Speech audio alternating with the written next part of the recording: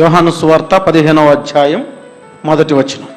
నేను నిజమైన ద్రాక్షవల్లిని, నా తండ్రి వ్యవసాయకుడు. చాలండి. ఇక్కడ వాక్య భాగంలో చదవబడినటువంటి విషయంలో చక్కని విషయం మనకు అర్థమవుతుంది. నేను నిజమైన ద్రాక్షవల్లిని, నా తండ్రి వ్యవసాయకుడు. ఈ రెండు విషయాల్లో నుంచి నేను నిజమైన ద్రాక్షవల్లిని అనేటువంటి మాట ప్రభు మాట్లాడుతూ ఉన్నారు. ఈ పదాన్ని కాసేపు పక్కన పెడదాం. రెండో విషయం ఏంటంటే, నా తండ్రి వ్యవసాయకుడు. ఆయన వ్యవసాయం చేస్తే ఎట్లా ఉంటుందో,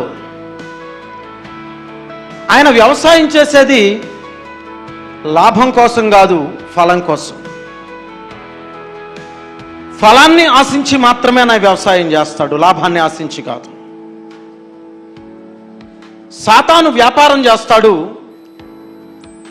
వ్యవసాయం చేసేటువంటి మన ప్రభు ఫలాన్ని మాత్రమే అపేక్షిస్తాడు. ఆయన యొద్ద ఉన్నటువంటి మనమంతా కూడా ఫలించాలని ఆయన కోరుకుంటున్నాడు. మన పట్ల శ్రేష్టమైనటువంటి ఫలాలు కావాలని అనుకుంటున్నాడు ఆయన.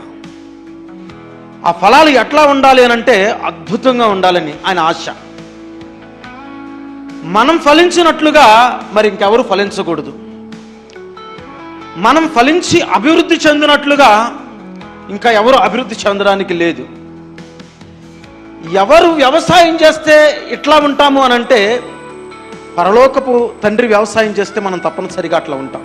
కాబట్టి ఇక్కడ మనకి కనబడుతూ ఉంది, ఆయన వ్యవసాయకుడు అనేటువంటి పదాన్ని మొట్టమొదటి నేను తీసుకోవాలని అనుకున్నా.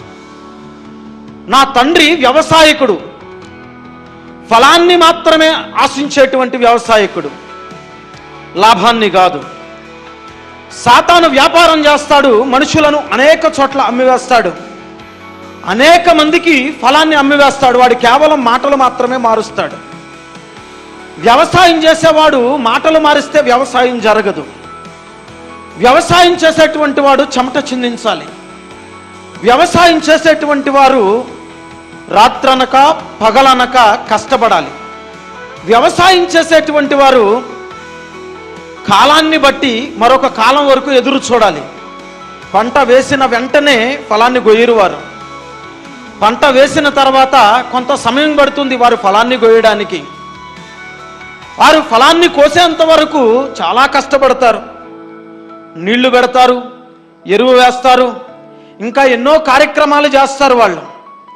మనకు తెలుసు కదా, వ్యవసాయం చేసేటప్పుడు నేలలో ఉండాల్సినటువంటి ఆ పోషకాలను ముందుగా చూసుకుంటారు. నత్రజని, భాస్వరం, పొటాషియం, జింక్, ఇలా మొక్కకు కావాల్సినటువంటి 16 రకాల పోషక పదార్థాలు సమృద్ధిగా ఉన్నాయా లేదా అనేటువంటి విషయాన్ని బట్టి ముందుగా నేల మంచిదైతే నేలకు తగినటువంటి ఆ యొక్క విత్తనాలు, వేరులను తీసుకొచ్చి అక్కడ వేసేటువంటి కార్యక్రమం ఉంటుంది, ఆ తీగలను. కాబట్టి వ్యవసాయం చేసేటువంటి వాడు కష్టపడాలి, వ్యవసాయం చేసేటువంటి వాడు శ్రమ పడాలి. వ్యవసాయం చేసేటువంటి వాడికి ఫలం ఎట్లా వస్తుందో కూడా అది తెలియదు. వాతావరణం కూడా సహకరించాలి. ఎన్నో పరిస్థితుల తర్వాత పంట చేతికొచ్చిన తర్వాత అది నోటి దాకా వెళ్తుందో లేదో కూడా ఇప్పుడున్నటువంటి వ్యవసాయ పరిస్థితులు మనం చూసినట్లయితే అది అనుమానాస్పదమే. కాబట్టి వ్యవసాయం బహు కష్టంగా ఉంది, కానీ వ్యాపారం అట్లా కాదు. వ్యాపారం చాలా సులువు. వచ్చినటువంటి పంటను కేజీ 5 రూపాయలు, 10 రూపాయలు, 15 రూపాయలని వేలం పాట వేసి తక్కువ రేటుకో ఎక్కువ రేటుకో 5 క్షణాలలో వాళ్ళు వ్యాపారం చేసేస్తారు. కాబట్టి ఇక్కడ ప్రభువు వ్యవసాయకుడిగా కనబడుతున్నాడు కానీ వ్యాపారస్తుడిగా కనబడటలేదు. ఎలా కనబడుతున్నాడట? ఆయన వ్యవసాయకుడిగా కనబడుతూ ఉన్నాడు. ఆయన వ్యవసాయం చేస్తే ఎట్లా ఉంటుందో, ఆయన గొప్ప వ్యవసాయం చేస్తాడు. ఆ వ్యవసాయం ఎలా చేస్తాడు అని అంటే మరొకడు చేయని విధంగా చేస్తాడు. అవునంటారా కాదంటారా? చేసేటువంటి వాడు పరలోకపు తండ్రి కాబట్టి ఆ విధమైనటువంటి పరిస్థితి మనం ఆలోచించడం ఏ విధమైనటువంటి తప్పు కాదు. అవునా కాదా? కాబట్టి ఇక్కడ మనం చూసినట్లయితే ఆయన ఏదో వ్యవసాయం చేయడం ఎందుకు? ఇక్కడ ముందు మనం మాట్లాడుకున్నాం కదా, నేను నిజమైన ద్రాక్షవల్లినని ప్రభు మాట్లాడుతున్నాడు కాబట్టి ఆయన ద్రాక్ష తోటనే వ్యవసాయం చేశాడు అని అనుకుందాం. ఏ తోటది? గట్టిగా చెప్పండి. పరలోకపు తండ్రి ద్రాక్ష తోటనే, ద్రాక్ష తీగలనే వ్యవసాయం చేశాడు అని అనుకుందాం. వ్యవసాయం చేయాలి అని అంటే ముందు ఒక స్థలాన్ని చూడాలి. చూడండి, యెషయా గ్రంథము 5వ అధ్యాయము 2వ వచనం. ఆయన దానిని బాగుగా త్రవ్వి రాళ్లను ఏరి. చాలండి. ఇక్కడ ఏం చేస్తున్నారంటే ఒక స్థలాన్ని చూశారు, అందులో రాళ్ళు బాగా ఉన్నాయి. రాళ్ళు బాగా ఉంటే వేసినటువంటి ఆ యొక్క విత్తనాలు లేకపోతే తీసుకొచ్చినటువంటి ఆ తీగలు లోనికంటా ఏర్లు పారడానికి లేదు. కాబట్టి ఆయన ఏం చేస్తున్నాడు, ఒక స్థలాన్ని చూశాడు. స్థలాన్ని చూసిన తర్వాత రాళ్ళన్నీ తీసేశాడు, బాగుగా త్రవ్వి తీశాడు. అటు ఇప్పుడు మనం దాన్ని చెప్పుకోవాల్సి వస్తే నాగలితో శ్రమపడి దున్నాడని మనం మాట్లాడుకోవచ్చు. లోతుగా దున్నాడు ఆయన, బాగుగా త్రవ్వాడు. ఎన్నో రాళ్ళు కనబడ్డాయి, ఎన్నో బండలు కనబడ్డాయి. వాటన్నిటిని తీసి ఆయన ఏం చేశాడంటే పక్కన పడవేశాడు. ఎందుకనంటే ఏ తీగ ఫలించకుండా ఉండటం ఆయనకి ఇష్టం లేదు. ఆయన నాటినటువంటి ప్రతి తీగ ఆ యొక్క ఫలింపు ఎట్లా ఉండాలి అని అంటే ప్రతి తీగ యొక్క ఫలింపు శ్రేష్టంగా ఉండాలి అని ఆయన కోరుకుంటూ ఉన్నాడు. అందుకని ఆయన ఏం చేశాడు అని మనం మాట్లాడుకోవాల్సినటువంటి పరిస్థితి వస్తే ఆయన లోతుగా దున్నాడట, చాలా లోతుగా దున్నాడు. పాపం ఆయన దున్నేటువంటి పరిస్థితుల్లో ఆయనకి గాయాలు కలిగిన పరిస్థితి అయి ఉండొచ్చు. ఆయన భుజాల మీద ఆయన రాళ్లను తీసి పక్కన పడేస్తూ ఉన్నప్పుడు ఆయన వేదన పడినటువంటి స్థితి అయి ఉండొచ్చు. ఒక మనిషి శ్రమ పడుతున్నప్పుడు మనం చూస్తూ ఉంటాం కదా, ఆ శ్రమలో నిజంగా కష్టపడేటువంటి వారిని మనం చూస్తే ఉదయం నుంచి సాయంత్రం వరకు కష్టపడితేనే జీతం వస్తుంది. వ్యవసాయం ఒకరోజు జీతం కాదు, కొన్ని నెలలు కష్టపడితే దాని యొక్క ప్రతిఫలం వస్తుంది. బాగుగా త్రవ్వాడు, రాళ్లను తీసేశాడు. ఆయన వ్యవసాయాన్ని ప్రారంభించాడు. ఈరోజు మన ఆత్మీయ జీవితాలను ఒకసారి ప్రశ్నించుకోవాలా. మనం ఎక్కడున్నాము అని అంటే మనము సత్తువ గల భూమిలో నాటబడ్డాం. అక్కడ కింద చదివితే ఆ మాట మనకు అక్కడ కనబడుతుంది. మనం ఎక్కడ నాటబడ్డాము అంటే సత్తువ కలిగినటువంటి భూమిలో నాటబడ్డాం. మనం ఎక్కడ వాళ్ళం కాదు, మనం ఈ పరిస్థితి వాళ్ళం కాదు. నన్ను ఎక్కడో ఏలూరు అవతల నాగులపల్లి గ్రామంలో పల్లెటూరు ప్రాంతంలో ఉంటే నన్ను అమ్మగారు ఇక్కడికి పిలిచారు. రెవరెండ్ జాయిచరణ్ అమ్మగారు దైవజనురాలు నన్ను ఇక్కడికి పిలిచారు. ఇది సత్తువ కలిగినటువంటి భూమి. నేను నమ్మినటువంటి వారు దేవునికి స్తోత్రం తెలియజేయండి. హల్లెలూయా. రాళ్లను తీసివేసినటువంటి భూమి. మీరు ఫలించడానికి ఏ విధమైన అభ్యంతరం లేదు, మీరు ఫలించడానికి ఏ విధమైనటువంటి ఆటంకం కాదు. శ్రేష్టమైనటువంటి వాక్యము, శ్రేష్టమైనటువంటి ఈవెలు, శ్రేష్టమైనటువంటి బహుమానాలు, శ్రేష్టమైనటువంటి ప్రతిఫలం పొందేటువంటి భూమి. ఇక్కడ నువ్వు ఫలించలేదు అనంటే ఎక్కడా ఫలించలేదు. దేవునికి స్తోత్రం చెప్పండి. హల్లెలూయా. ఇక్కడ నువ్వు ఫలించలేకపోయావు అనంటే మరి ఎక్కడా ఫలించలేవు. ఆయన రాళ్లను బాగుగా ఏరు తీసేశాడు. ఇక్కడ ఏం చేస్తున్నాడు, సత్తువ కలిగినటువంటి భూమిలో నాటుతున్నాడు. ఒకవేళ సత్తువ లేనటువంటి భూమిలో నాటితే మనం ఒకవేళ నేరం వేయచ్చేమో. ఏమని అనంటే నన్ను నువ్వు నాటినటువంటి విధానం నాకెందుకో నచ్చలేదు. ఉదయకాలంలో మనం మాట్లాడుకున్నాం కదా, పాత్ర కుమ్మరివానితో మాట్లాడిందట. ఇక్కడ ద్రాక్ష తీగ ఆ యొక్క వ్యవసాయకుడితో మాట్లాడుతుందేమో. నువ్వు నన్ను సత్తువ కలిగినటువంటి భూమిలో నాటలేదు, ఈ పరిస్థితిని బట్టి నేను ఫలించలేకపోయాను, ఏర్లు లోతుగా వెళ్ళలేకపోయాయి, నాకు శక్తి చాలలేదు అనేటువంటి మాట నువ్వు మాట్లాడతావేమో. దేవుడు ముందుగా ఆలోచించి నీకు ఏ విధమైనటువంటి ఆటంకము లేకుండా సత్తువ కలిగినటువంటి భూమి, 5వ అధ్యాయం 1వ వచనంలో ఆ మాట మనకు కనబడుతుంది. సత్తువ కలిగినటువంటి భూమిలో ఆయన నిన్ను నాటాడు. నాకు నత్రజని లేదు, పాస్పరం లేదు, పొటాషియం లేదు, జింకు లేదు, లేకపోతే ఏదో కొన్ని కార్యక్రమాలు మొక్కకు కావాల్సినటువంటి రసాయన ఎరువులు లేవు, సేంద్రియ ఎరువులు లేవు, లేకపోతే ఇంకా ఏదో లేదు. అది నువ్వు మాట్లాడడానికి లేదు. ఏదైతే అవసరమో సమస్తాన్ని దేవుడు ఇక్కడ ఉంచాడు. ఇక్కడికి వచ్చి నువ్వు ఫలించాలి, అది నువ్వు చేయాల్సినటువంటి పని.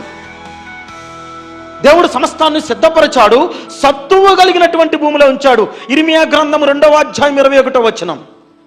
ఇర్మియా గ్రంథం 2వ అధ్యాయం 21వ వచనం చూసినట్లయితే శ్రేష్టమైన ద్రాక్షవల్లి వంటి దానిగా, శ్రేష్టమైన ద్రాక్షవల్లి వంటి దానిగా నేను నిన్ను నాటితిని. చాలండి. ఎలా నాటాడట? ఒకవేళ శ్రేష్టమైన తీగలు తేలేదని మీరు నిందేస్తారేమో ఆయన మీద. ఆయన శ్రేష్టమైనటువంటి తీగలను తీసుకొచ్చాడట. శ్రేష్టమైనటువంటి తీగలను తీసుకొచ్చాడు. ఎందుకని అవి శ్రేష్టమైనవి అని మాట్లాడుతున్నామనంటే, ఐగుప్తు దేశంలో ఉన్నటువంటి శ్రేష్టమైనటువంటి తీగలు, అనగా ఐగుప్తు దేశంలో ఫలిస్తే దాని ఫలింపు ఎట్లా ఉంటుందో ఏమో కానీ ఆయన ఏం చేశాడంటే ఐగుప్తు దేశం నుంచి శ్రేష్టమైనటువంటి తీగలను తీసుకొచ్చి ఆయన నాటాడు. మనం కూడా పాపంలో ఉన్నాం, లోకంలో ఉన్నాం, దుర్మార్గతలో ఉన్నాం, దుష్టత్వంలో ఉన్నాం, ఇష్టానుసారమైనటువంటి క్రియలకు లోబడిపోయాం. మనల్ని ఆదుకోగలిగిన వాడు ఎవడూ లేడని ఆకాశం వైపు, దేవుని వైపు చూసి చేతులు చాచినటువంటి సందర్భంలో ప్రభు అన్నాడు, నేను నిన్ను శ్రేష్టమైన తీగగా నాటుతున్నానని మాట్లాడుతూ ఉన్నాడు. ఊరికనే అల్లాటప్పగా కాదు, ఊరికనే ఏదో చూసి ఏదో ఇది మంచిదేలే అని ఒక ఆలోచనతో, ఒక ఇమాజినేషన్ చేసుకుని తీసుకొచ్చి నాటినటువంటి తీగ కాదు. ఆయన పరిశీలించి పరిశోధించి ఇది ఐగుప్తు దేశంలో ఉండుట మంచిది కాదు అని, ఐగుప్తు దేశంలో కొన్ని వందల సంవత్సరాల క్రితం నుండి బానిసత్వంలో ఉన్నటువంటి ఆ తీగలను తీసుకొచ్చి దేవుడు ఎక్కడ నాటాడు అనంటే కానాను దేశంలో నాటాడు. కీర్తనల గ్రంథం 80వ అధ్యాయం 8వ వచనం చూసినట్లయితే ఆ మాట మనకు కనబడుతుంది. ఎవరైనా చదవండి. ఆయన నాటాడు. ఎక్కడ నుంచి తీసుకొచ్చి? ఐగుప్తులో నుండి తీసుకొచ్చాడు. నిన్ను కూడా నన్ను కూడా లోక పాపము చేత, లోక ధర్మశాస్త్రము చేత, లోక మతము చేత, లోకంలో ఉన్నటువంటి ఐహిక విచారాల చేత, దుష్టత్వం చేత పట్టబడినప్పుడు, నాకు ఆధారం లేదు అని మనస్సు నెమ్మది లేని పరిస్థితిలోనికి వెళ్ళిపోయినప్పుడు, గుండె భారంతో దేవుని వైపు చూసినప్పుడు, చెమర్చిన కన్నీళ్లు ఆయనను తాకినప్పుడు ఆయన ఏం చేస్తూ ఉన్నాడంటే, నువ్వు ఇక్కడ కాదు ఉండేది అని ఆయన ఏం చేస్తున్నాడంటే నిన్ను తీసుకుని వస్తున్నాడు. ఎలాగా విమోచించి తీసుకుని వస్తున్నాడు. ఫరో దగ్గర నుంచి విమోచించాడు, ఫరో సైన్యం నుండి విమోచించాడు, ఐగుప్తు ఆలోచనల నుంచి విమోచించాడు, ఐగుప్తు తలంపుల నుంచి విమోచించాడు. అక్కడ నువ్వు ఉండుట మంచిది కాదు అని అక్కడ నుండి ఇక్కడికి తీసుకొచ్చి ఏం చేశాడంటే శ్రేష్టమైన తీగ వంటి దానిగా నిన్ను నన్ను మనల్ని సత్తువ కలిగినటువంటి భూమిలో శ్రేష్టమైనటువంటి దానిగా ఐగుప్తు నుండి, పాపము నుండి తీసుకువచ్చి పరిశుద్ధమైనటువంటి స్థలంలో నాటాడు. ఏ విధమైన సందేహం లేదు. ఈరోజు ప్రభు రక్తం ద్వారా నేను విమోచించబడ్డాను, ప్రభు రక్తం ద్వారా విమోచించబడ్డాను కాబట్టే ఆయన సన్నిధిలో ఏకీభించి ప్రార్థించగలుగుతున్నాం, ఆయన సన్నిధిలో వాక్యాన్ని చదవగలుగుతున్నాం, ఆయన సన్నిధిలో ఆయన్ని ఆరాధన చేయగలుగుతున్నాం, ఆయన కొరకు బ్రతకడానికి నిబంధన తీసుకోగలుగుతున్నాం. నిజం. కాబట్టి మనం విమోచించబడినటువంటి వారం. కానీ అక్కడ ఇశ్రాయేలీల్లో ఉన్నటువంటి ఒక దారుణమైన విషయం ఏంటంటే, ఐగుప్తు దేశాన్ని వారు విడిచి వచ్చారు కానీ వారిలో నుండి ఐగుప్తు వెళ్ళిపోలేదు. అది వారి దగ్గర పెద్ద సమస్య అయిపోయింది. వారి హృదయాలలో ఐగుప్తు ఉండిపోయింది, వారి హృదయాలలో ఐగుప్తు పాపం ఉండిపోయింది. అనేక మంది ఇక్కడ కూర్చున్నటువంటి వారిలో అనేక మంది లోకము నుండి, లోక పాపము నుండి, ఆచారాల నుండి, లోక ఉద్దేశాల నుండి, ఎయ్యయ్యో తలంపుల నుండి విమోచన పొందారు. ప్రభు కన్యల నుండి బయటకు తీసుకుని వచ్చాడు. ఏదో దుర్మార్గమైనటువంటి పరిస్థితి నుంచి స్వేచ్ఛా జీవితమైనటువంటి సంతోష ఆనంద భరితమైనటువంటి ఈ స్థితిలోనికి తీసుకుని వచ్చారు. దేవుడైతే తీసుకుని వచ్చాడు కానీ మన హృదయం ఇంకా దుఃఖంలో ఉండిపోయిందేమో ఒకసారి ఆలోచించుకోవాలి. మన హృదయం ఇంకా పాపంలో ఉండిపోయిందేమో ఒకసారి ఆలోచించుకోవాలి. ఆయన వ్యవసాయం చేస్తున్నాడు నిన్ను నన్ను. ఆనాడు ఇశ్రాయేలీయులను ఆయన వ్యవసాయం చేశాడు. చదవండి అమ్మా, కీర్తనల గ్రంథం 80వ అధ్యాయం 8వ వచనం. ఇశ్రాయేలు, నీవు ఐగుప్తులో నుండి ఒక ద్రాక్షావల్లిని తెచ్చితివి, అన్యజనులను వెళ్ళగొట్టి ఏం చేసి చూడండి. ఇక్కడ చక్కని ఒక థీమ్ కనబడతా ఉంది. ఆయన వ్యవసాయం చేస్తే ఇంత ఆలోచిస్తాడా? అవును, ఆలోచించాలి. భూమిని గురించి ఆలోచించాలి, భూమి యొక్క పరిశుద్ధతను గురించి ఆలోచించాలి, ఆ యొక్క తీగ శ్రేష్టత్వాన్ని గురించి ఆలోచించాలి, ఆ పొరుగు దేశం నుంచి తెస్తున్నటువంటి తీగ ఫలింపుని గురించి ఆలోచించాలి. ఆయన అందరి పట్ల ఒక ఆలోచన కలిగిన వాడు, మనందరి పట్ల ఒక ప్రణాళిక కలిగినటువంటి వాడు. ఏ విధమైనటువంటి సందేహం లేదు. అందుకుని ఆయన పరమ వ్యవసాయకుడిగా కనబడుతూ ఉన్నాడు. ఆయన మరలా చెప్తున్నాను, నీ దగ్గర నుంచి లాభాన్ని ఆపేక్షించి కాదు ఆయన వచ్చింది, ఆయన నీ దగ్గర నుంచి ఫలాన్ని ఆపేక్షిస్తున్నాడు. ఫలించి తీరాలి. ఎందుకంటే పరమ తండ్రి చేసే వ్యవసాయంలో మనమంతా పాలిభాగస్థులం, మనం ఫలించాల్సినటువంటి వారం. కాబట్టి ఇక్కడ ఏం జరుగుతుంది? ఇక్కడ ఎక్కడ నుంచి తెచ్చాడు, ఎక్కడ నాటాడు అని అంటే ఎక్కడ నుంచో తెచ్చాడు. ఒకరు ఏలూరు నుంచి వచ్చారు, ఒకరు విజయవాడ నుంచి వచ్చారు, ఒకరు హైదరాబాద్లో కుకట్పల్లి నుంచి వచ్చారు, మరొకరు ఇంకొక చోట నుంచి వచ్చారు, ఇంకొక చోట నుంచి వచ్చారు, రామ్నగర్ నుంచి కొంతమంది వచ్చారు. అనేక చోట్ల నుంచి వచ్చి మనం ఇక్కడ దేవుని వాక్యాన్ని వింటున్నాం. తల్లి సంఘములో మనమంతా దేవుని గుర్చినటువంటి మాటను, విశ్వాసాన్ని పెంపొందించుకోవడానికి గ్రహించగలుగుతున్నాం. కాబట్టి దేవుని పిల్లలారా, మనం ఒక చోట ఉండి తేబడినటువంటి వారం కాదు. అనేక సందర్భాలలో, అనేక సందర్భాలను బట్టి ఏం జరిగిందంటే పాపములో నుండి రకరకాల ఉద్దేశాల్లోంచి తేబడ్డాం. కాబట్టి మనమంతా ఎక్కడ నాటబడ్డామంటే పరిశుద్ధమైనటువంటి స్థలంలో నాటబడ్డాం. దేవుడు నాటబడిన తర్వాత రోజు దాన్ని చెక్ చేస్తూ ఉన్నాడు. ఆయనకున్నటువంటి అలవాటు, ఆయన నాటి ఎట్లా పడితే అట్లా వదిలి మామూలు వ్యవసాయం చేసినట్లుగా ఆయన వ్యవసాయం చేయడం. నీళ్లు పెట్టాలి అని అంటే నీళ్లు పెడతాడు, ఎరువు వెయ్యాలి అని అంటే ఎరువు వేస్తాడు. వాటికి ఏదైనా తక్కువ అయితే దాన్ని తక్కువ లేకుండా చూసుకుంటాడు ఆయన. పురుగు పడితే సహించాడు ఆయన. కాబట్టి ఇక్కడ మనం చూసుకున్నట్లయితే ఆయన దీని గురించినటువంటి సంరక్షణ అంటే కేవలం దాన్ని నాటి వదిలేసేటువంటి పరిస్థితి కాదు, దాన్ని ప్రేమిస్తున్నాడు ఆయన. ఆ పంటను ప్రేమిస్తున్నాడు. ద్రాక్ష తీగను నాటిన తర్వాత రోజు తాకుతున్నాడు, స్పృశిస్తూ ఉన్నాడు. నీ ఫలింపును చూసి నేను ఆనందపడిపోవాలి, నీ ఫలింపును చూసి నేను సంతోషపడిపోవాలి. సంభ్రమాశ్చర్యాలకు గురి చేసే ద్రాక్షరసం కదా నీ నుండి నేను కోరుకున్నాను, నీ నుంచి అటువంటి ఫలింపు కదా నేను ఆశించింది అని చెప్పి ప్రతిరోజు ద్రాక్ష తీగలను తాకుతూ ఉన్నాడు. ఒక వ్యవసాయకునికి ఆ యొక్క అనుభూతి తెలుస్తుంది. తీగలు ఎదుగుతూ ఉన్నప్పుడు, పంట ఎదుగుతున్నప్పుడు, పంట ఫలాలు వస్తున్న ఆ పరిస్థితిలో ఆ సంతోషం ఒక రకంగా ఉంటుంది. ఎందుకనంటే నేను పడిన కష్టం, నేను పడిన శ్రమ, నేను పడినటువంటి వేదన, నేను పడినటువంటి ఉద్దేశం అంతా, సమస్య అంతా కూడా ఆ పంటను చూసేటప్పటికి యజమానికి ఎట్లా ఉంటుందంటే ఎంతో సంతోషం. తన పడిన శ్రమ కానీ ఏ బాధ అతనికి గుర్తు రాదు. ఆ పంటను చూసి ఆనందపడిపోతాడు. రోజు వస్తూ ఉన్నాడు, చూస్తూ ఉన్నాడు. దేవుడు లోకమును ఎంతో ప్రేమించాడు. ఎంత ప్రేమించాడని మనం మాట్లాడుకోవచ్చు. తన అద్వితీయ కుమారుడు మన కొరకు ప్రాణాన్ని పెట్టేటువంటి విధంగా ప్రేమించాడు. తను ప్రేమించినటువంటి ప్రియ కుమారుడైన క్రీస్తును మన కొరకు అర్పించేటువంటి విధంగా ప్రేమించాడు. అంతకు మించిన ప్రేమ ఉందా? మనం శిలువ ధ్యానాల్లో మాట్లాడుకున్నట్లుగా ఈ లోక ప్రేమలు మనం చూసుకున్నట్లయితే కొద్ది కాలం ఉంటుంది. మన కోసం మరణించేంత వరకు కొన్ని ప్రేమలు మనం చూడగలం. కానీ ప్రభు చూపించినటువంటి ప్రేమ మరణాన్ని జయించినటువంటి ప్రేమ కదా. ఆయన అటువంటి ప్రేమతో ఏం చేస్తూ ఉన్నాడంటే స్పృశిస్తూ ఉన్నాడు, తాకుతూ ఉన్నాడు. ఒకనొక సందర్భంలో నేను అంటాను, పంటను కౌగిలించుకుని ఉంటాడు. ఎందుకంటే ప్రేమించాడు కదా పంటని. నీ ఫలింపు నాకు కావాలి అని, నీ అభివృద్ధి నాకు కావాలి అని, నీ సంతోషం నాకు కావాలి అని దేవుడు కౌగులించుకుని ప్రేమతో పంటను పెంచుతున్నాడు. ఆ యొక్క తోటను పెంచుతున్నాడు. ఆ ద్రాక్ష తీగలను చూసుకుని ఆయన సంతోషపడిపోతున్నాడు. ఒకనొక సందర్భంలో ఏం జరిగిందంటే ద్రాక్ష తోటకు పూత వచ్చింది. ఏమొచ్చిందట? ద్రాక్ష తోటకు పూత వస్తే ఇంకా సంబరమే కదా. త్వరలో ఫలితం రాబోతుంది. చాలామంది బాప్తిసం తీసుకుంటున్నారు, చాలామంది ప్రభునందు రక్షించబడుతున్నారంటే ఎంత ఆనందపడతామండి. పరలోకపు తండ్రి సంతోషిస్తూ ఉన్నాడు అని పోయిన కాలం 14 మంది బాప్తిసం తీసుకున్నప్పుడు ఎంతో ఆనందించాం. పరలోకపు తండ్రి సంతోషిస్తున్నాడు అంటే పరలోకపులో ఉన్నటువంటి దూతలు సంతోషిస్తున్నాయి. దూతలు సంతోషిస్తున్నాయంటే పరలోకపు సామ్రాజ్యం అంతా సంతోషిస్తుంది. పరలోకాన్ని చేరుకునే దేవుని సంఘం అనగా దేవుని రాజ్యమైన దేవుని సంఘం కూడా సంతోషిస్తుంది. సమస్తానికి సంతోషకరమైనటువంటి విషయం ఏంటంటే ఒక వ్యక్తి రక్షించబడుతూ ఉన్నాడు. పూత పడితే పని అయిపోదు.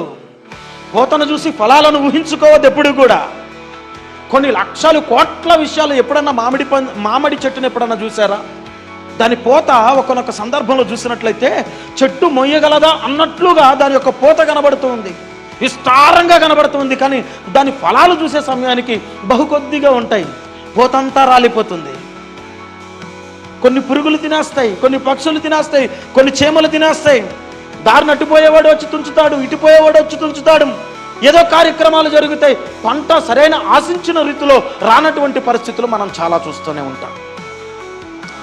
కాబట్టి ఇక్కడ మనం గమనించినట్లయితే దేవుడు వాటి సంరక్షణ కొరకు ఏం చేశాడు అనంటే అన్ని విధాలా దాని సంరక్షణ చేపట్టినటువంటి వాడు మన ప్రభు.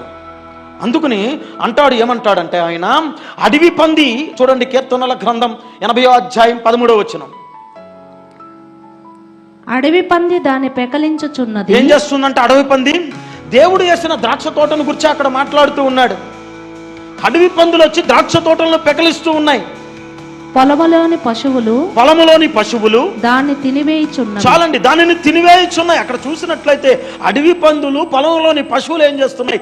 దేవుడు ఎంతో ప్రేమగా పెంచుకుంటున్నటువంటి ఆ తోటలో ఏదైతే ఆ ద్రాక్ష వెళ్ళిందో దాన్ని చూసి దాని దగ్గరికి వచ్చి ఆ పోతను తినేసేటువంటి కార్యక్రమాలు చేపట్టాయి.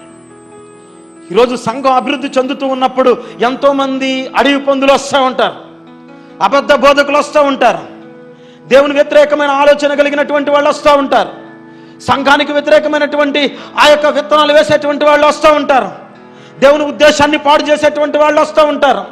అందుకని అక్కడ మాట్లాడుతున్నటువంటి మాట పరమగీతాలు 2వ అధ్యాయం 15వ వచనం మనం చూసినట్లయితే, పరమగీతాలు 2వ అధ్యాయం 15వ వచనం మనం చూసినట్లయితే, తోట చెరుపు నక్కలను పట్టుకొనుడి అని అంటాడు. అక్కడ అడవి పందులు పాడు చేస్తున్నాయి, గుంట నక్కలు పాడు చేస్తున్నాయి. ఏం చేస్తున్నాయి? ఆ యొక్క ద్రాక్ష తోట వేరు మొదలలో గుంటలు తవి ఏం చేస్తున్నాయంటే వేరు పుచ్చిపోయేటువంటి విధంగా, దానికి బలం లేనటువంటి విధంగా చేస్తూ ఉన్నాయి. క్రమేపీ ఆ చెట్టు చనిపోతుంది. జాగ్రత్తగా వినండి, జాగ్రత్తగా వినండి. మళ్ళీ చెప్తున్నా, జాగ్రత్తగా వినండి.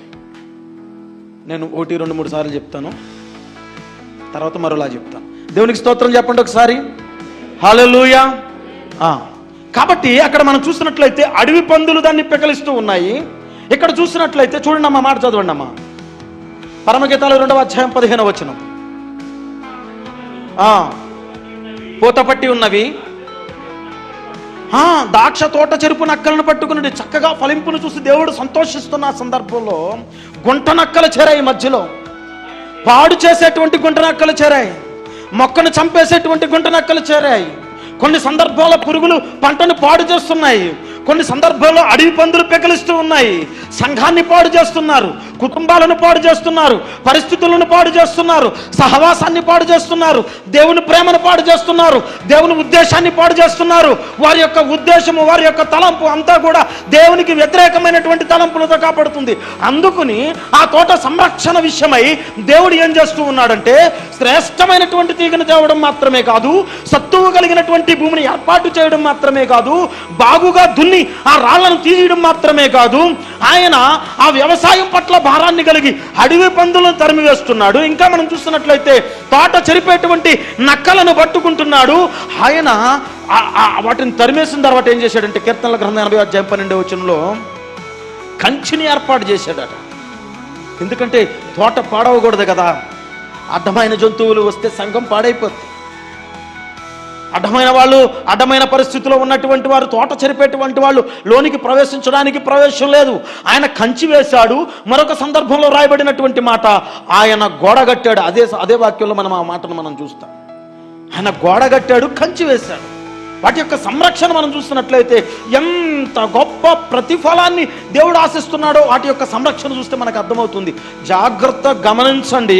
మీరు ప్రార్థిస్తున్నప్పుడు, మీ కుటుంబాలు శ్రమల్లో ఉన్నప్పుడు, మీరు దుఃఖంలో ఉన్నప్పుడు, వేదనతో మునిగిపోయినప్పుడు, అయ్యా నాకు ఎవరు ఆధారం లేరయ్యా, నీవు తప్ప నాకు దిక్కు లేదని ఆయన యొద్దకు వచ్చినప్పుడు, ఆయన సన్నిధిలో మోకరించినప్పుడు, దైవజనురాల దగ్గరికి వచ్చి అమ్మా ఇదిగో నాకు ఈ సమస్య ఉంది, వ్యాధి ఉందని మోకరించినప్పుడు ప్రార్థన చేసినట్టు అనేక సందర్భాలలో మనకు ఊరట వచ్చినటువంటి పరిస్థితులు ఉన్నాయి, మనం విడుదల పొందినటువంటి పరిస్థితులు ఉన్నాయి, మనం విమోచించబడిన పరిస్థితులు ఉన్నాయి, రోగం పారిపోయిన పరిస్థితులు ఉన్నాయి, అప్పులు తీరిపోయినటువంటి పరిస్థితులు ఉన్నాయి. ఇట్లా మనం గమనించినట్లయితే ఆయన బహుజాగ్రత్త కలిగి మనల్ని పోషిస్తున్నాడని మనకు అర్థం కావాలి. ఈరోజు మనం సత్తువు కలిగిన భూమిలో నాటబడ్డాం. లోకంలో మనం చూసినట్లయితే దేవుని పిల్లలారా, ప్రియ క్రైస్తవ జనాంగం, ఒక మాట చెప్తూ ఉన్నాను, వినండి జాగ్రత్తగా. అబద్ధ బోధలను, అబద్ధ సంఘాలను, అబద్ధ ఆ యొక్క సేవకులను వెంటాడి వాళ్ళ ఆత్మీయ జీవితాలను నరకానికి తీసుకువెళ్ళేటువంటి పరిస్థితులు చాలా వచ్చాయి. యేసుక్రీస్తు ప్రభువారు ఆల్రెడీ వచ్చేశాడు అని కొంతమంది బోధిస్తూ ఉన్నారు. యేసుక్రీస్తు ప్రభువారు సిలువ వేయబడలేదు అని కొంతమంది బోధిస్తూ ఉన్నారు. యేసుక్రీస్తు ప్రభువారు వచ్చాడు, ఆయన సిలువ దగ్గరికి వెళ్ళాడు కానీ ఆయన మరణించలేదు, పునరుద్ధానుడు అవ్వలేదని కొంతమంది బోధిస్తూ ఉన్నారు. అసలు యేసుక్రీస్తు ప్రభువారు దేవుడు కాదు, ఆయన దేవుని కుమారుడు మాత్రమే అని కొంతమంది బోధిస్తూ ఉన్నారు. యేసుక్రీస్తు ప్రభువారు అలాగంటారు కొంతమంది బోధిస్తూ ఉన్నారు. యేసుక్రీస్తు ప్రభువారు నాలంద విశ్వవిద్యాలయానికి వచ్చి విద్యను నేర్చుకుని ఇశ్రాయేలు దేశం వెళ్ళి విద్యను పంచిపెట్టాడని ఇంకొంతమంది దౌర్భాగ్యులు మాట్లాడుతూ ఉన్నారు. దేవుని పిల్లలారా, వీటిని వెంబడించేటువంటి వారు లేకపోలేదు. కొన్ని వేల మంది, లక్షల మంది దుర్మార్గమైనటువంటి ఈ దుర్బోధనలను వెంబడించి వారి జీవితాలను, ఆత్మీయ స్థితిగతులను, పరిస్థితులను పాడు చేసుకున్నారు. వాళ్ళ ఆత్మల నరకానికి తీసుకుపోతూ ఉన్నారు. దేవుడు మనల్ని అట్లా ఉంచలేదు. దేవునికి స్తోత్రం చెప్పండి ఒకసారి. మనకు ఇవ్వబడిన గొప్ప సంఘాన్ని బట్టి దేవునికి స్తోత్రం తెలియజేయండి ఒకసారి. హల్లెలూయా. హల్లెలూయా. కాబట్టి మనం ఎటువంటి పరిస్థితుల్లో ఉన్నాం? సత్తువ కలిగినటువంటి పరిస్థితుల్లో ఉన్నాం, సత్తువ కలిగినటువంటి నెలలో ఉన్నాం. సత్యవాక్యము ప్రకటించబడు చోట మనం నాటబడ్డాం. సత్యవాక్యాన్ని మాత్రమే వినేటువంటి వారిగా మనం ఉన్నాం. దేవుడు మనకి అటువంటి దైవజనులను ఇచ్చారు, అటువంటి సేవకురాలను, అటువంటి గొప్ప ఉన్నతమైన వ్యక్తిత్వం కలిగినటువంటి వారిని మనకు కృపగా దేవుడు అనుగ్రహించాడు. దేవునికి స్తోత్రం చెప్పండి ఒకసారి. కాబట్టి ఇక్కడ మనం చూసినట్లయితే ఆయన వ్యవసాయం ప్రారంభించాడు, ఆయన దున్నాడు, ఆయన భుజాలు కొట్టుకుపోయి ఉండొచ్చు. వ్యవసాయం చేసేటువంటి వారి భుజాలు చూడండి, నల్ల మచ్చలు కనబడతాయి. నేనైతే చూశాను. ఎందుకనంటే నాగలి మోసిన సందర్భం కావచ్చు, నీళ్లను చేదుకున్న సందర్భం కావచ్చు, మట్టిని మోసిన సందర్భం కావచ్చు, ఫలాన్ని దున్నిన సందర్భం కావచ్చు. ఎన్నో సందర్భాలు మనం చూసినట్లయితే వారి యొక్క శ్రమ, వారి యొక్క బాధను మనం అర్థం చేసుకోవచ్చు. పరమ తండ్రి మనల్ని వ్యవసాయం చేస్తూ ఉన్నాడు. ఆయన బాధ అనుభవించి వ్యవసాయం చేస్తూ ఉన్నాడు.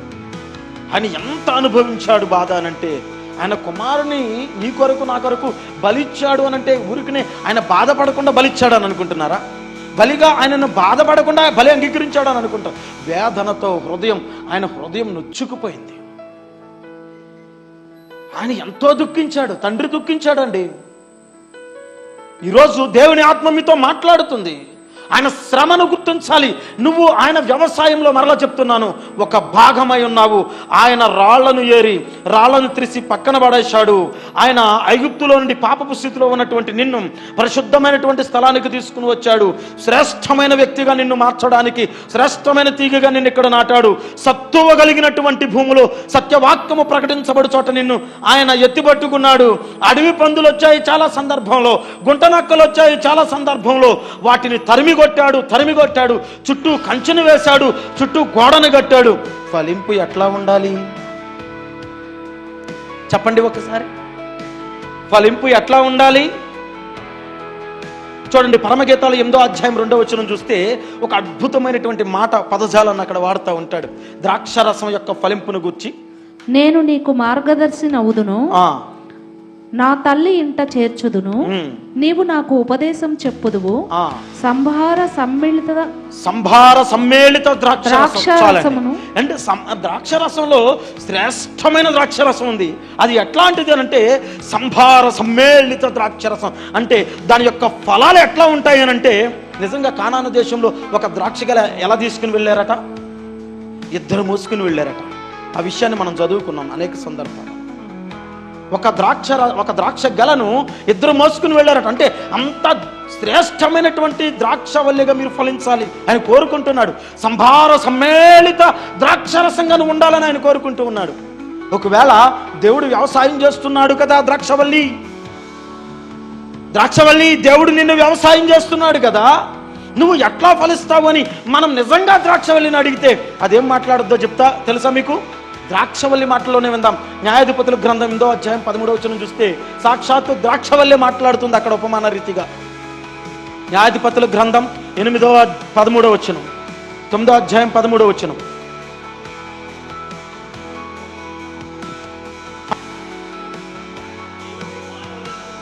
సంతోషపెట్టు నా ద్రాక్ష రసమును నేను ఇయ్యక మాని. ద్రాక్ష చెట్టు అంటుంది ఏంటి అని అంటే, దేవునిని మానవుని సంతోషపెట్టు ద్రాక్షరసము నేను ఇయ్యటం మాని చెట్ల మీద రాజునై ఉండి అటు ఇటు ఊగుతాక నన్ను మీరు రాజుగా ఎన్నుకుంటున్నారు. చెట్లన్నీ వచ్చి ద్రాక్షవల్లి దగ్గరికి నువ్వు రాజుగా ఉండానంటే ఉన్నాయి. నువ్వు రాజుగా ఉంటే మేమంతా నీ కింద ఉంటాం, నువ్వు మాపై అధికారిగా ఉంది కానీ అనేటువంటి మాట మాట్లాడగానే ద్రాక్షవల్లి ఏం మాట్లాడుతుందనంటే, నీ మీద అధికారిగా ఉండడానికో, నీ మీద పెత్తనం చేయడానికో, మీ అందరి మీద నేను గొప్పవాడిని అని అనిపించుకోవడానికో ఎంత మాత్రమూ కాదు. కానీ నేను మొట్టమొదట దేవుణ్ణి సంతోషపెట్టాలి. ఎందుకనంటే నా ఫలాలు దేవునికి అర్పించాలి. నన్ను భూమి మీద పుట్టించిన విధానాన్ని బట్టి, దేవా నీ కొరకు ఎంతగా ఫలించానో చూడయ్యా, సంభార సమ్మేళిత ద్రాక్షరసాన్ని ఇచ్చే ద్రాక్ష తీగలుగా నేను ఫలించాను, ఇదిగో ప్రభువా అని ప్రభువుకు చూపించాలి నా ఫలాన్ని. ఇది ఎవరంటున్నారు అంటే ఒక ద్రాక్షవల్లి మాట్లాడుతుంది. ముందు దేవుణ్ణి సంతోషపెట్టాలని ద్రాక్షవల్లి కోరుతుంది. దేవుని పిల్లలారా, దేవుని తోటలోని ద్రాక్షవల్లిలారా, ప్రభు మాట్లాడుతూ ఉన్నాడు ఈరోజు, మీ ఫలింపు ఎట్లా ఉంది? ఫలింపు ఎట్లా ఉంది? చూపు చెడిపోయిందండి, మాట పాడైపోయిందండి, ఇష్టానుసారమైనటువంటి క్రియల్లో పట్టబడ్డానండి. హృదయం అవిధేయతకు వెళ్ళిపోయిందండి. దేవునికి లోబడే మనస్సు లేకుండా పోయిందండి. నేను నాటబడింది సత్తువ కలిగినటువంటి చోటనే. దేవుడు నన్ను ఐగుప్తు నుండి తీసుకుని వచ్చాడు. నన్ను వ్యవసాయం చేయడానికి ఆయన ఎంతో శ్రమ పడ్డాడు. అందరూ నీళ్లు పెట్టి వ్యవసాయం చేస్తే నా తండ్రి కుమారుని రక్తం పెట్టి వ్యవసాయం చేశాడండి. నా కుమారుని రక్తం పెట్టి వ్యవసాయం చేశాడు. నేను ఎట్లా ఫలించాలని ఒకసారి ఆలోచించుకోవాలి. మన ఫలింపు ఎట్లా ఉంది ఆయన కోరుకుంటున్నాడు. ఆయన్ని చూస్తూ ఉన్నాడు. ఆయన నీ దగ్గర నుంచి మంచి ఫలాలు, సంభార సమ్మేళిత ద్రాక్షరసాన్ని ఆయన ఆశిస్తూ ఉన్నాడు. ఏమండి, ఇంత కష్టపడినటువంటి తండ్రి ఈ విధమైనటువంటి ఆశయాన్ని కలిగి ఉండడం తప్ప? చెప్పాలి. దేవుడు మీ పట్ల ఫలాన్ని ఆశించడం తప్ప? భుజాలు కొట్టుకుపోయి శ్రమ పడ్డాడు, రక్తాన్ని చిందించాడు. ఆయన ఏదీ తక్కువ చేయలేదు. అన్ని పోషక పదార్థాలు భూమిలో పెట్టాడు. మంచి చోట నిన్ను నాటి పెట్టాడు. ఏ విధమైనటువంటి లోటు లేదు. నువ్వు కష్టపడాల్సిన స్థితి కాదు, ఆయన కష్టపడ్డాడు నీ బదులు కష్టం. నువ్వు భారాన్ని మోయాల్సిన స్థితి కాదు, నీ వ్యాధులను ఆయనే భరాయించాడు. ఆయనే నీ మీద పడేటువంటి దెబ్బలు ఆయనే భరాయించాడు. ఆయనకు ముళ్ళ కిరీటం కట్టబడింది నీ ఆలోచనలు బట్టే కదా. నీ కాళ్ళు చేతులతో చేసిన పాపాన్ని బట్టి శిలలు, బళ్ళెప్పు పోటు, శరీరం అంతా గాయాలు. నిజంగా ఇంత దారుణమైనటువంటి శ్రమ పడినటువంటి మన ప్రభువు మన పట్ల ఫలాన్ని ఆశించడం తప్ప? కొన్ని చెట్లు ఉంటాయండి, గొడ్డుమూతి చెట్లు అండి. దేవుని స్తోత్రం చెప్పండి ఒకసారి. ఉంటాయండి, గొడ్డుమూతి చెట్లు ఉంటాయి. ఎందుకని ఆ మాట అంటున్నానంటే, ఎన్ని సంవత్సరాలైన జీవితంలో ఫలింపు ఉండదు. దేవుని కొరకు బ్రతుకుండదు. దేవుని కొరకు జీవించే జీవితం ఉండదు. ఏంటయ్యా అనంటే, రోజు మందిరానికి వస్తూ ఉన్నాం, రోజు ప్రార్థన చేస్తూ ఉన్నాం, ప్రార్థన చేసే వెళ్ళిపోతే నీ ఫలింపు ఎట్లా ఉంది అని దేవుడు నిన్ను చూస్తూ ఉన్నప్పుడు నీకు ఏ ఫలింపు ఉండదు. ఆయనకి ఎంత కోపం వస్తుందో తెలుసు అంటారా? ఆయన లోటేమి లేకుండా పెంచాడు. మళ్ళీ చెప్తున్నా, ఆయన లోటు లేకుండా పెంచాడు, ఆయన తప్పు లేకుండా పెంచాడు. కోపం వస్తుంది, కోపం సహజం. ఒకరోజు కష్టం కాదు, 2 రోజుల కష్టం కాదు, ఒక జీవితకాలం కష్టం నీకు. అది నీ జీవితకాలాన్ని ఆయన పెంచి పోషిస్తూ ఉన్నాడు. నీ జీవితకాలంలో ఎన్నో సందర్భాలు నేనున్నాను కదా, నువ్వు భయపడకు, నీతో నేను ఉంటాను. నిన్ను కౌగులించుకున్నాడు ఆయన, నిన్ను హత్తుకున్నాడు, నేను నీకు ఉన్నానని చెప్పాడు, నిన్ను ధైర్యపరచాడు, నీ కొరకు మరణాన్ని జయించాడు. ఇంత చేసినటువంటి వ్యక్తి నీ యొద్ద నుంచి మరలా చెప్తూ ఉన్నాను, ఆయన నీ యొద్ద నుండి ఫలింపు ఆశిస్తున్నాడు. దేవుని స్తోత్రం చెప్పండి. ఏమండి, ఫలింపు లేదా? గట్టిగా చెప్పండి. ఫలిస్తానన్న వాళ్ళు చెప్పండి దేవునికి స్తోత్రం. కాబట్టి ఆయన ఏం ఆశిస్తూ ఉన్నాడంటే, నీ ఎడల విస్తారమైనటువంటి ఫలాన్ని. ఇందాక మనం చదువుకున్నాం, సంభార సమ్మేళిత ద్రాక్షరసం.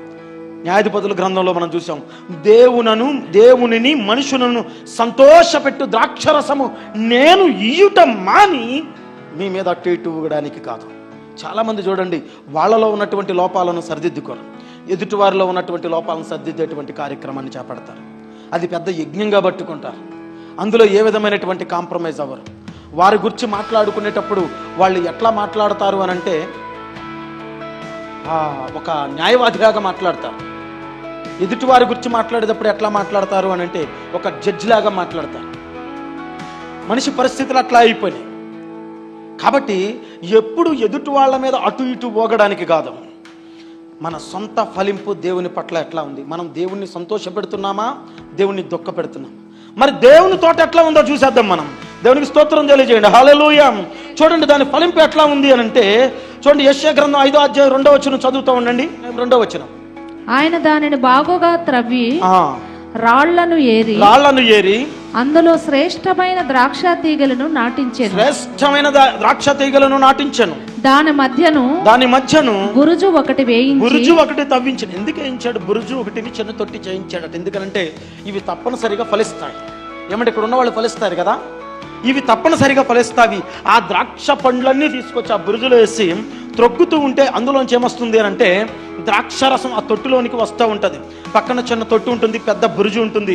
బురుజులో ద్రాక్ష పళ్ళన్నీ వేస్తారు. దాన్ని త్రొక్కుతూ ఉన్నప్పుడు ఏం జరుగుద్ది అంటే, పక్కన ఉన్నటువంటి చిన్న తొట్టులోనికి ఆ ద్రాక్షరసం అంతా తొక్కినట్లుగా ఆ యొక్క కాళ్ళ మధ్యన లేకపోతే ఆ యొక్క మిషన్ల మధ్యన నలిగినటువంటి ద్రాక్ష పళ్ళు మంచి శ్రేష్టమైనటువంటి ద్రాక్షరసాన్ని ఇస్తున్న సందర్భం మనకి కనబడుతుంది. దేవుడు మన పట్ల ఆశించింది అదే. చదవమ్మా. దాని మధ్యను బురుజు ఒకటి వేయించి ద్రాక్ష తొట్టిని తొలిపించెను. ద్రాక్ష పండ్లు ఫలింపవలెనని, ద్రాక్ష చెట్లు ఫలింపవలెనని ఎదురు చూచుచుండెను. కానీ అది కారు ద్రాక్షలు కాచెను. ఎటువంటి ద్రాక్షలు కాసిందంట? ఎలాంటి చూశాడు దేవుడు? ఎంత నిరీక్షణ కలిగి ఉన్నాడు చూడండి. ఒక బురుజు ఒకటి చేయించాడట, అన్ని రెడీగా పెట్టుకున్నాడు, ఫలాన్ని చూశాడు, సంతోషపడిపోయాడు, కౌగిలించుకున్నాడు, డైలీ వాటిని ఎంతో ప్రేమించాడు, ప్రేమగా పెంచాడు. ఏమండి, ఇట్లా కాయడానికి మనస్సాక్షి ఉండాలా? మనస్సాక్షి ఉండాలా వద్దా చెప్పండి? ఆ ద్రాక్ష తీగలకు నోరు లేదు కానీ ఈ ద్రాక్ష తీగలకు నోరుంది. ఆ ద్రాక్ష తీగలు నడవలేవు కానీ ఈ ద్రాక్ష తీగలు నడుస్తాయి. ఆ ద్రాక్ష తీగలు చూడలేవు కానీ ఈ ద్రాక్ష తీగలు చూస్తాయి. అందుకని నిజంగా ఆయన మాట్లాడినటువంటి మాట ఇందాక పక్కన పెట్టమన్నాను కదా, నేను నిజమైన ద్రాక్షవల్లిని. దేవుని స్తోత్రం చెప్పండి ఒకసారి ఘనంగా. హల్లెలూయా, హల్లెలూయా. నేను నిజమైన ద్రాక్షవల్లిని. ఎందుకనంటే ఆయన చిత్తాన్ని ఎరిగిన ద్రాక్షవల్లిని, ఆయనకు అనుకూలంగా పండిన ద్రాక్షవల్లిని, ఆయనకు అనుకూలంగా ఫలించిన ద్రాక్షవల్లిని, ఆయన కొరకు పనిచేసే ద్రాక్షవల్లిని, ఆయన కొరకు నిలబడే ద్రాక్షవల్లిని, అవసరమైతే ఆయన కొరకు ప్రాణాన్ని సహితము అర్పించే ద్రాక్షవల్లిని. అందుకని ప్రభు ఆయన మాట్లాడుతున్నటువంటి మాట, నేను నిజమైన ద్రాక్షవల్లిని. దేవునికి స్తోత్రం చెప్పండి. నా మాటలు స్పీడ్ అయితే అర్థం చేసుకోవడానికి ప్రయత్నం చేయండి, క్రమేపీ దాన్ని స్పీడ్ తగ్గించుకోవడానికి ప్రయత్నం చేస్తాం. కాబట్టి దేవుని పిల్లలారా, స్పష్టంగా ఇక్కడ మనం ఆ విషయాన్ని మనం చూడొచ్చు. అవునంటారా కాదంటారా? కారు ద్రాక్షలు కాస్తావా? ఇర్మియా గ్రంథం 2:21 కూడా చూడండి, అక్కడ కూడా ద్రాక్షవల్లి చక్కగా ఫలించినట్లు మనం చూస్తాం. ఇర్మియా గ్రంథం 2:21 శ్రేష్టమైన ద్రాక్షావల్లి వంటి దానిగా నేను నిన్ను నాటి తిని కేవలము నిక్కమైన విత్తనము వలన. నిక్కమైన విత్తనం అంటే చాలా శ్రేష్టమైన దానిగా నిన్ను నాటాను. చదవమ్మా. నిక్కమైన విత్తనము వలని చెట్టు వంటి దానిగా నిన్ను నాటి తిని నాకు జాతిహీనపు ద్రాక్షావల్లి వలె. ఎటువంటి ద్రాక్షవల్లి కాసిందంటే ఇక్కడ ద్రాక్ష చెట్టు అయ్యో పంటంతా అట్లాగే ఉంది. అక్కడికి వెళ్ళి చూస్తే కారు ద్రాక్షలు కాసింది. ఇక్కడ చూస్తే అంటే జాతిహీనపు ద్రాక్షవల్లి. ఇదా దేవుడు నీ దగ్గర నుంచి ఆశించింది? దేవుని పిల్లలారా, మన దగ్గర నుంచి దేవుడు ఆశించిన ఫలం అది కాదు. నిన్ను ప్రేమగా పెంచింది దానికోసం కాదు, నిన్ను నడిపించింది ఆ విధమైన ఫలాలు ఇస్తామని కాదు.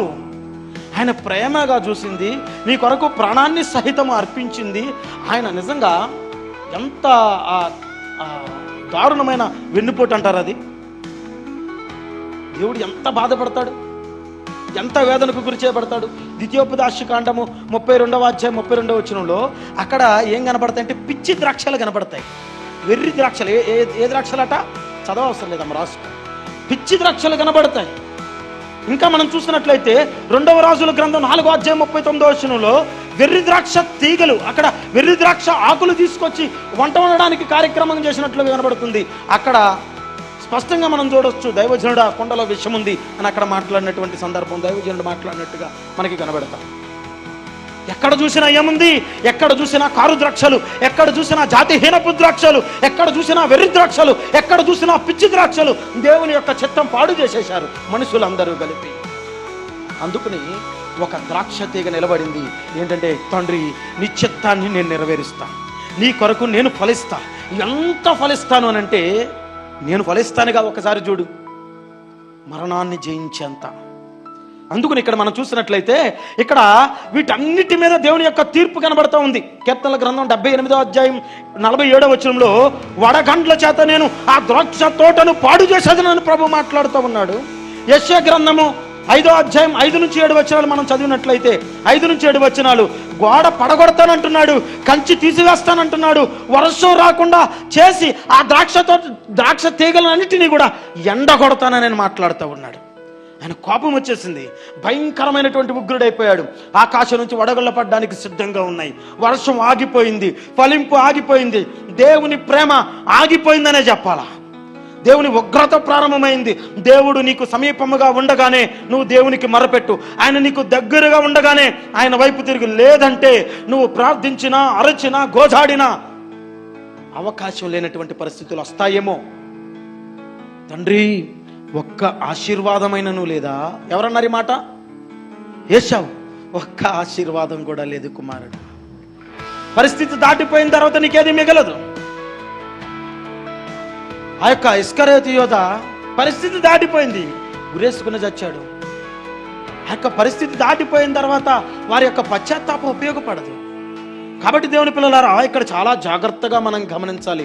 ఆయన యొక్క ఉగ్రత ఉంది. ఆ సందర్భంలోనే ప్రభు ఏమన్నాడంటే, తండ్రి నేను వచ్చాను, ఇదిగో నన్ను బట్టి వారిని క్షమించు, నేను నరకబడతా. ఏం చేయబడతా? అందుకుని మనమంతా ఫలించాలని, ఈ తీగలన్నీ ఆ తీగతో అంటుకట్టబడాలని ఆయన నరకబడ్డాడు, ఆయన చెక్కబడ్డాడు, ఆయన కొయ్యబడ్డాడు. ఇక్కడ మరొక విషయం ఉంది, నువ్వు కూడా నరకబడితేనే, నువ్వు కూడా చెక్కబడితేనే, నువ్వు కూడా పరిపూర్ణం చేయబడేది ఎప్పుడో తెలుసా? నీకు నువ్వుగా అంగీకారయోగ్యంగా దేవునికి తెలిపి, అయ్యా నేను నా సొంతానికి ఫలించలేకపోయాను, నా సొంతానికి నేను ఏమీ చేయలేకపోయాను ప్రభువా, నన్ను క్షమించు, నీ కుమారునితో నన్ను అంటుకట్టు ప్రభువా, నేను క్రీస్తులో ఉండి ఫలించాలనుకుంటున్నానని ప్రభువుకి ప్రార్థించి ఒక నిర్ణయం తీసుకుని మన సమయాన్ని, మన పరిస్థితులు ప్రభువుకి అప్పగించాలి. దేవునికి స్తోత్రం చెప్పండి ఒక్కసారి ఘనంగా. ఆయన స్పష్టంగా చెప్తూ ఉన్నాడు, ఆయన స్పష్టంగా చెప్తూ ఉన్నాడు. ఆయన ఉగ్రత కొరకు ఎదురు చూస్తున్నావా? ఫలింపు ఇప్పటికైనా మార్చుకుంటావా? క్రీస్తుకు అంటకట్టబడేటువంటి స్థితిలో నువ్వు ఉండే పరిస్థితి నీకుందా? స్పష్టంగా మాట్లాడుతున్నాడు ఈరోజు. నేను నిజమైన ద్రాక్షవల్లిని, ఎవడైనా నా దగ్గరికి వస్తే నిండారుగా ఫలిస్తాడు, నా బట్టి వాడు ఫలిస్తాడు. దేవునికి స్తోత్రం తెలియజేయండి అని ప్రభు మాట్లాడుతున్నాడు. ఆయనలో ఏకీభవించి, ఆయనతో ఏకీభవించి శ్రమలను ఓర్చి ప్రభువుతో నిలబడి నిండారుగా సమ్మేళిత ద్రాక్షరసం ఇచ్చేటువంటి ద్రాక్ష పళ్ళు వలె, దేవునిని మనుషులను సంతోషపెట్టేటువంటి వారి వలె ఫలించాలని ప్రేమపూర్వకంగా తెలియజేస్తూ సెలవు తీసుకుంటున్నాను. దేవుడి పరిశుద్ధమైన వాక్యం జీవించి ఆశీర్వదించి కృప చూపించునుగాక. ఆమేన్. సమయం దైవజనులకు అప్పగిస్తూ ఉన్నాను.